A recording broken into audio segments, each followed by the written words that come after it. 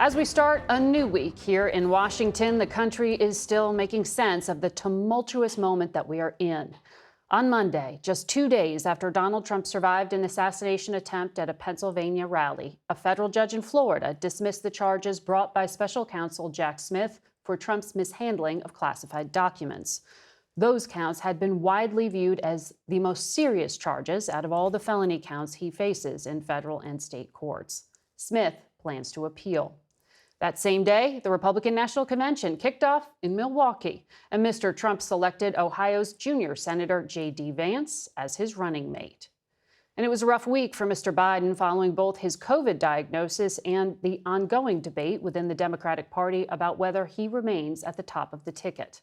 We have a lot to get to, and we begin this morning with the Republican chairman of the House Intelligence Committee, Ohio Congressman Mike Turner. Good to have you here. Thank you for having me. So despite this epic security lapse, Donald Trump has praised the Secret Service detail and their actions last Saturday. I know you said the director of the Secret Service should resign if she's not fired first. Correct. You get to ask her questions tomorrow. What do you want to know?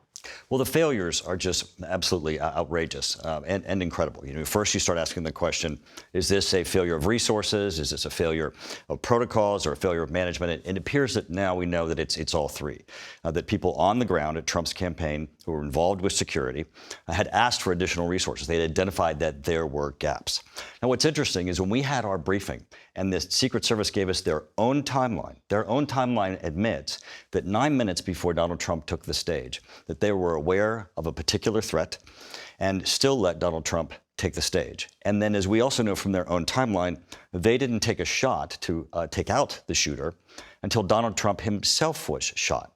And what you see from this is that, obviously, thank God Donald Trump is alive. And as he's alive, we look at this as incompetence.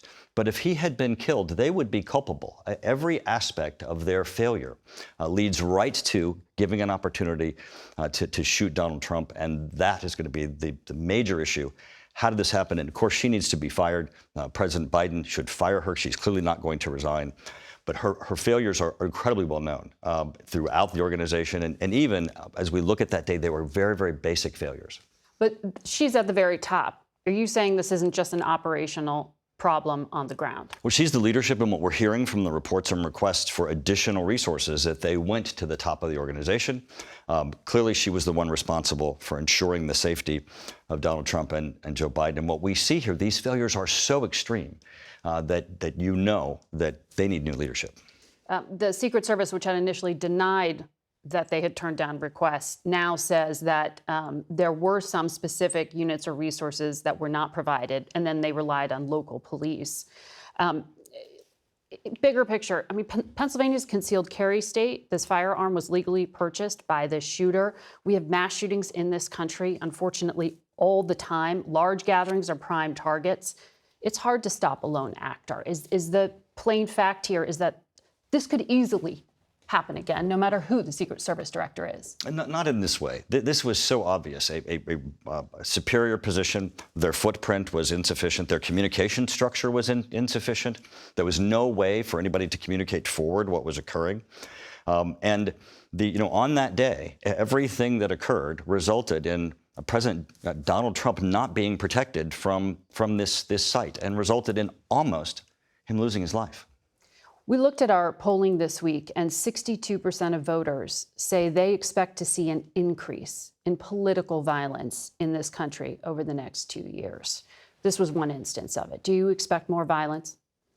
Well, I think we're certainly in a temperament that is very difficult right now. But so far, as part of the FBI's investigation, they're letting this be known early that it doesn't appear that he was, politico, that he wasn't politically driven or motivated, that in fact, perhaps he was tied to an interest in mass shootings and in his loner status and obviously his fixation on guns, then brought himself to do this. We'll have to find out the whole picture. We also have to find out, is he a lone actor really? We say he was a lone shooter. Was he a lone actor? What really motivated this shooter is going to be very important. So in other words, he may not have been motivated by politics. Like, would you consider him a domestic violent extremist? Or is this could have been any mass shooter at any mall in America, and he just happened to pick a rally? Well, that's the early reports from the FBI indicate that he was just looking for places to, and he picked this rally. Now, we don't know. The investigation will have to be completed. But what's clear is regardless of what kind of threat he was, the failures by the Secret Service are extreme. He walked in with a ladder. He had a rangefinder. He had a weapon. He got onto a roof that was within short distance. All of these failures are obvious failures. And that's clearly why the Secret Service needs scrutiny, and the director needs to be fired. You are one of the strongest and most influential advocates in Congress for additional aid to Ukraine. You just went there. Yes.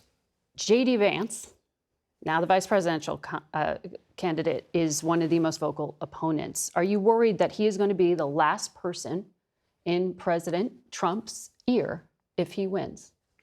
No, and vice presidents don't have significant impact on foreign policy. But the other aspect is that he certainly won't impact or change Donald Trump's foreign policy. Donald Trump was the first to provide lethal weapons to Ukraine, reversing the policy of the prior Obama administration that would not provide them lethal aid. Those were actually the weapons that were used when Russia first began to attack Kyiv.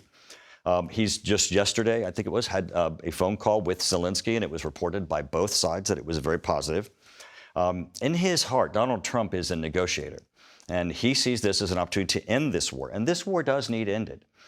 We can't continue. On Ukraine's terms and not Russia's? I believe absolutely that Ukraine needs to be the determiner of their future and their boundaries in negotiations. But at the same time, they can't be in the situation they're in with the Biden administration placing unbelievable restrictions on their use of weapons, their ability to fight Russia, take the fight to Russia. This is a stasis. This is going to be an ongoing, forever border war under the Biden administration's current restrictions on Ukraine. I think that Donald Trump will walk in and let everybody know that Ukraine's going to get everything it needs. They're going to get the authorities they need. And Russia's going to have, at that point, a motivation to come to the table.